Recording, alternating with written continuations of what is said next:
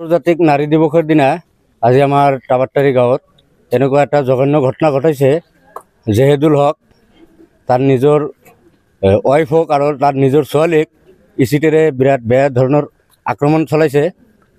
তাৰপিছত এই আক্ৰমণ চলাই মানে সি পলাতক।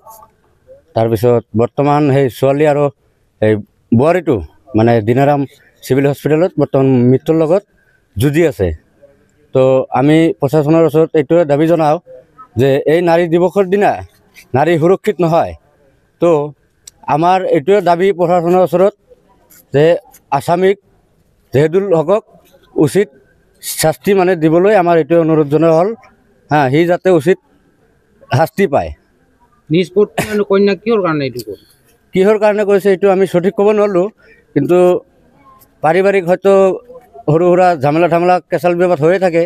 হয়তো তাৰ ওপৰত ভিত্তি কৰি এনেকুৱা ইচিটেৰে যে আক্ৰমণ কৰিছে বেয়া ধৰণৰ, সেইটো আমি ৰাইজে বিৰাটেই মানে দুখ লগাজনক কথা।